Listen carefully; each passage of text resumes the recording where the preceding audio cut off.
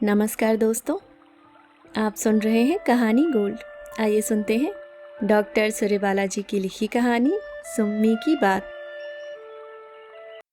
सुम्मी को अब सुम्मी कोई नहीं बुलाता, बच्चे मम्मी बुलाते हैं।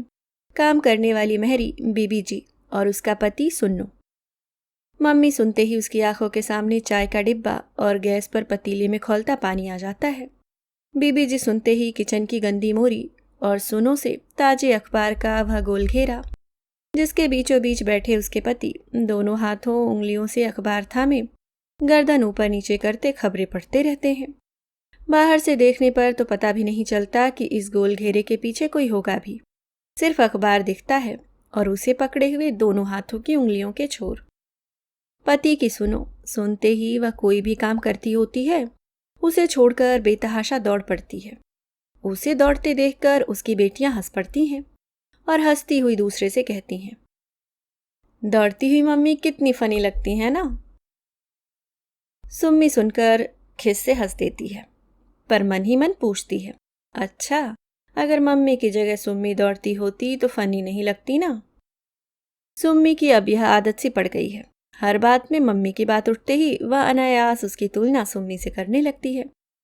सुम्मी जैसे यह शब्द नहीं, उसका नाम नहीं। कोई प्याला हो और इस प्याले में इतना इतना लाड प्यार लबालब भरा हो कि वह जब भी चाहे जी भर के सुड़क सकती हो। हाँ, सुम्मी दौड़ती थी तो उसकी सूती सी नाक ठंडी पड़ जाती थी और खुले खुले बाल हवा में छितराते लहराते जाते थे। इसलिए कभी कभी उसका मन उस सुम्मी को पकड़ पाने के लिए तड़फड़ाने लगता है। किससे कहे कि ऐ मुझे सुम्मी कहकर पुकारो जरा, देखूं तो कैसा लगता है। फिर वह अदृश्य हो गए अतीत की गहराई में हाथ डाल डाल कर खंगालने टटोरने लगती है कि शायद कहीं बित्ते भर सुम्मी मिल जाए। और तो और कभी कभी मन करता है एक खत लिखे, उस खत में सिर्फ 3 शब्द हों, अम्मा की सुम्मी, और उसे तेज झरझराती हवाओं के बीच यूं ही उड़ा दे बस। उसे लगता है उसमें से आवाज अवश्य आएगी, हजार हजार प्रतिध्वनियों में, सुम्मी सुम्मी। मम्मी, वह चौंक जाती है। ओह, यह तो उसकी बड़ी बेटी प्रिया है। कॉलेज से 3 सहेलियों को लेकर लौटी है और उसकी ओर संकेत कर परिचय करा रही है। माई मम्मी। वह हंसकर अभिवादन का जवाब दे फट से किचन में जाकर प्याले तश्तरियां पोंछती है, पतीले में चाय का पानी चढ़ाती है और पकौड़ी के लिए प्याज के छल्ले काटने लगती है। सब कुछ तैयार होने पर बड़े उत्साह से बेटी को बुलाती है और ट्रे उसके हवाले कर देती है। बेटी पूछती है कि क्या मम्मी ने चाय ली। उत्तर में वह अपना प्याला दिखाकर हल्के से मुस्कुरा देती है। वह सबके सामने ज्यादा करके मुस्कुराती ही रहती है, लेकिन अकेले होने पर चाय का कप या रोटी का कौर लेकर बैठते ही अनायास गुमसुम सी सोचने लगती है कि उम्र की ढलान पर बैठी कितनी मम्मियों ने इस रसोई घर में चुपचाप इस तरह बैठकर चाय पी होगी। अच्छा, पहले भी तो कितने कितने लोग रह चुके होंगे इस किराए के मकान में। वे कैसे रहे होंगे, उन्होंने कब कब क्या क्या किया और सोचा होगा।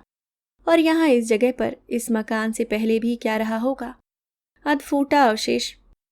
लेकिन तब भी कोई ना कोई रहता ही रहा होगा, और आगे भी तो सुम्मी के बाद भी जाने कितने लोग, कौन कौन से लोग रहेंगे, कौन जानता है। वे सब भला क्या जानेंगे कि कभी यहाँ सुम्मी नाम की लड़की नहीं, औरत रह चुकी है। बस यही खराबी है सुम्मी में। चाय का प्याला हाथ में आते ही ख्याल जाने कहाँ कहाँ भटकने लगते हैं बेरोक टोक कि कैसे वह दोपहरी होते ही अम्मा की आंखें बचाकर दबे पैरों कच्ची दीवारों के पीछे बगीची में पहुंच जाती थी। वहां सन्नू, बिज्जू, रम्मन और इससे मिलते जुलते नामों वाले लड़के लड़कियां फटाफट पत्थर मार मार कर कच्ची अमियां तोड़ तोड़ कर जेबों में ठूसते रहते थे। कुछ एक नमक मिर्ची की बुकनी भी साथ लाए होते थे। वह सबसे सीधी छुटंकी सी थी, इसलिए पत्थर एक भी नहीं मार पाती थी। सिर्फ सूखे चरमराते पत्तों के बीच से अमियां बीन बीन कर सबको दिया करती थी। सब उससे खुश रहते थे, उसे प्यार करते थे और अपनी तोड़ी अमियां भी देते थे। लेकिन सबसे ज्यादा रमन। कभी कभी तो वह अपनी तोड़ी 1-2 अमियां ही रखकर बाकी सब उसे ही दे देता। खेल के समय भी रमन सबसे पहले उसे ही अपनी टोली में लेता। कोड़ा जमाले शाही खेलने पर उसे कोड़ा भी बहुत हल्के से लगता, लेकिन तब उसमें उतनी बुद्धि ही नहीं थी कि रमन के उस अनुग्रह के प्रति किसी तरह की कृतज्ञता बरतती। और जब तक बुद्धि आई तब तक तो नज़ारा ही बदल गया था। हुआ यह था कि पापा के ट्रांसफ़र की वजह से उसे 2 साल छोटी चाची के पास रतलाम रहकर पढ़ाई करनी पड़ी। और जब वह 2 सालों बाद लौटी तो रमन की बदली हुई हुलिया देखकर दंग ही रह गई। होठों पर बेतरतीब उठे बालों को तराश कर वह मूछें छाटने लगा था और बाल को भुरभुराकर जाने कितने बुलबुले निकाल हमेशा अपनी खिड़की पर जमा अजीब अजीब नज़रों से उसे टकटकी बांध देखता रहता। किसी न किसी बहाने दिन में 3-4 बार उसके घर आता। हर बार एक नई भड़कीली रंग की बुशर्ट और ऊपर से 3 बटन खोले रहता। खड़े खड़े यूं ही मुस्कुराता रहता और शुतुरमुर्ग सी टांगे हिलाता रहता। बातें किसी से करता, कनखियां हमेशा सुम्मी को ही लिजलिजी नज़रों से देखती रहती। जैसे ही लोग इधर उधर होते रमन की पुतलियां और तिरछी हो जाती। हफ्ता बीतते न बीतते वह झल्ला गई। दरवाजे जीने बारजे किसी तरफ जाना मुहाल, सब और एक घिनौनी मुस्कुराहट और तन मन पर व्याप्ति असहजता। और तब उसने मन ही मन एक पुख्ता निश्चय कर लिया। जाने कैसे उस सुधी बुद्धू सी दिखने वाली लड़की में इतनी हिम्मत आ गई। शायद इसलिए कि सीधी होने पर भी वह बेहद अड़ियल तथा जिद्दी थी और छिछोरापन तो वह बिल्कुल भी सह नहीं पाती थी। बस एक दिन जैसे ही रमन इधर उधर झांकता अपनी भड़कीली व शोक बुशर्ट के 3 बटन खोलकर घर में घुसा, उसने बिजली की सी तेजी से नीचे खुले गलियारे में ही उसे सख्ती से रोक लिया। क्या है? रमन एकदम चौंक गया। आवाज की अनअपेक्षित सख्ती और सुम्मी को सीधे सीधे सामने खड़ी पाकर घबरा सा गया। घबराहट में ही उसने जबरदस्ती उसे देखकर किसी तरह मुस्कुराने की कोशिश जरूर की और ज्यादा जोर से भड़क उठी थी वह। ये तुम्हें क्या हो गया है जी? ऐसी तमाशे जैसी सूरत बनाए क्यों घुमा करते हो? जाकर शीशे में देखो, कितने गंदे तो लगते हो। आगे से तुम्हें कभी खिड़की पर देखा ना तो सीधे चाचा जी यानी तुम्हारे पिताजी से शिकायत करूंगी, समझे? रमन हकबकाया सा सिर झुकाए चला गया। तभी भी उसका दिल बड़ी देर तक धड़धड़ाता रहा, जैसे सीधे बाहर ही उछल आएगा। असल में बोल भले ही गई हो लेकिन घबराहट उसे भी कुछ कम नहीं थी। बाद में रमन को सिर झुकाए जाते देख उसे दया सी आई थी, पर कुल मिलाकर एक चैन की सांस ली थी उसने। रमन फिर कभी न दिखा। 2 साल बाद अचानक ही सुयोग वर मिल जाने की वजह से पढ़ाई छुड़ा उसकी शादी कर दी गई। अपनी शादी के मौके पर उसने बहुत चाहा कि बिजली की झालरों से जगमगाते घर और मंडप के बीच सजी धजी रमन उसे देखता तो सही, समझता तो सही कि विवाह योग्य शालीन वर वधू कैसे पढ़े लिखे जहीन और नौकरी पेशा होते हैं, रंगे पुते बंदरों से नहीं। पर रमन की कहीं शक्ल ही नहीं दिखाई दी। शादी के कामों में भी उसने दूसरे लड़के लड़कियों की तरह कुछ भागदौड़ नहीं की। बाद में पता चला छुट्टी लेकर गांव चला गया है अपने।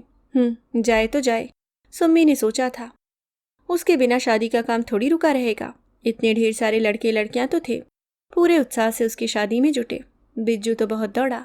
बिज्जू उसे अच्छा भी लगता था, लंबा लेकिन टिटहरी जैसा नहीं, रंग भी साफ और रमन की तरह बाल भुरभुराकर बुलबुले भी नहीं निकाले रहता था।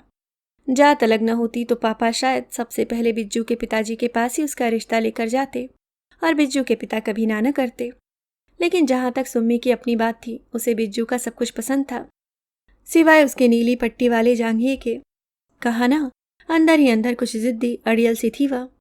सो बस अपने घर से चौथे पांचवें मकान की ही छत पर जब कभी बिज्जू को नीले पट्टीदार जांघिए में लेट कर पढ़ते, चहलकदमी करते या नीचे झांकते देखती तो उसे चिढ़ सी आती।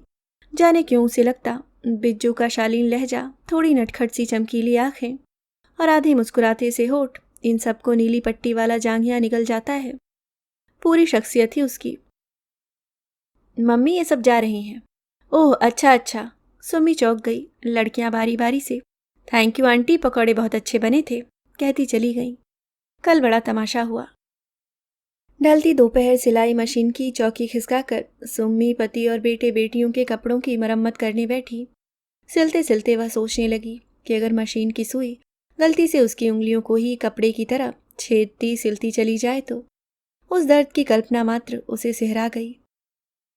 लेकिन दहशत उसके मन में बैठती गई। उसे लगने लगा चाहे कितनी सतर्कता वह बरते, आज सुई उसकी उंगलियों को आर पार छेद डालेगी। तभी उसके पति ने आवाज दी। शायद चाय में आधा चम्मच चीनी अधिक डलवानी थी।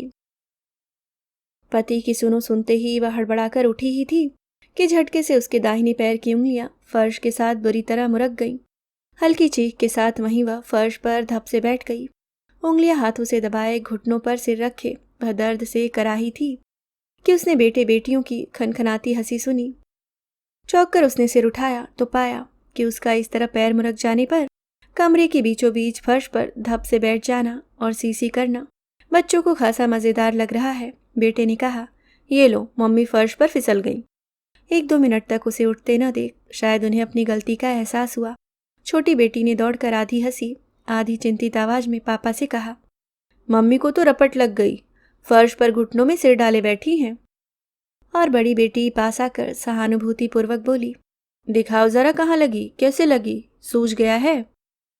देखने दिखाने को वहां कुछ भी नहीं था। वह धीरे से इतना कह सकी, पापा को चीनी दे दो। बेटी ने हंसते हुए कहा, वो चाय पी चुके।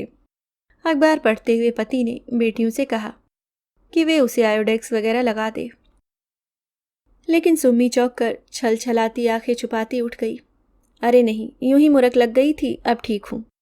उसे लंगड़ा कर खड़ी होते देख छोटी बेटी फिर खिलखिला पड़ी, लेकिन यह बताओ मम्मी, सीधे साधे फर्श पर बिना किसी अटकल रोड़े के तुम गिरी कैसे? वह कुछ नहीं बोली। बाथरूम में जाकर बार बार चेहरे और आंखों पर पानी की छींटे मार मार पनीली आंखें साफ करने लगी। छी छी, गिरी हुई मम्मी, रोती हुई मम्मी, रोती हुई मम्मी, कितनी बेगैरत कौड़ी भर की चीज होती है ना। हाँ, सुम्मी गिरती तो पापा जिज्जी अम्मा सब दौड़ पड़ते। सुम्मी से ज्यादा हाय हाय अम्मा करती। तुरंत तेल और हल्दी का लेप तैयार होने लगता, सब रोग दोष पीड़ा हरण। और एक बार जब बहुत बचपन में सुम्मी बगीचे की कच्ची दीवार फांदते समय सिर के बल औचक गिरी थी तो बाकी बच्चे तो घबराए चिल्लाए थे, पर रमन तो रोने ही लगा था जोर जोर से।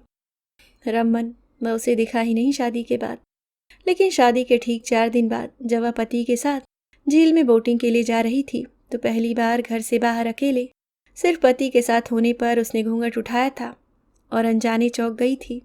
पूरे शरीर पर एक थरथराती सुरसुरी दौड़ गई थी और उसने अपने आप से आंखें चुरा ली थी, क्योंकि उसके पति ने खूब शौक भड़कीली बुशर्ट पहनकर खुश खुश ऊपर के तीनों बटन खोल रखे थे। बाल उसके पूरे फैशन से भरभराए हुए थे और तो और वह सुम्मी की तरफ अजीब तरह से कनखी मारकर देखता मुस्कुराए जा रहा था।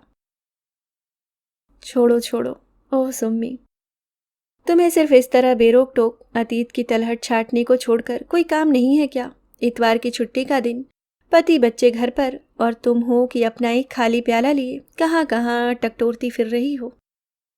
तुम्हें करना नहीं क्या कुछ? सब्जी काटनी है, चावल चुनने हैं, धूप में सूखती बड़ियां उठानी है और ढेर के ढेर सूखते अलगनी के कपड़े। सुम्मी चुपचाप अलगनी तक आई और एक के बाद एक सूखे कपड़े उतारने लगी। बेटियों की चूड़ीदार शमीजें, बेटे की पतलूनें, उसके अपने पेटीकोट, साड़ियाँ और पति की कमीज, लुंगी और नीली धारियों वाला जांघिया। अभी आप सुन रहे थे डॉक्टर सूर्यबाला जी की लिखी कहानी सुम्मी की बात। उम्मीद करती हूँ दोस्तों कहानी आपको पसंद आई होगी। अगर आप चैनल पे नए हैं तो सब्सक्राइब करना ना भूलें। धन्यवाद।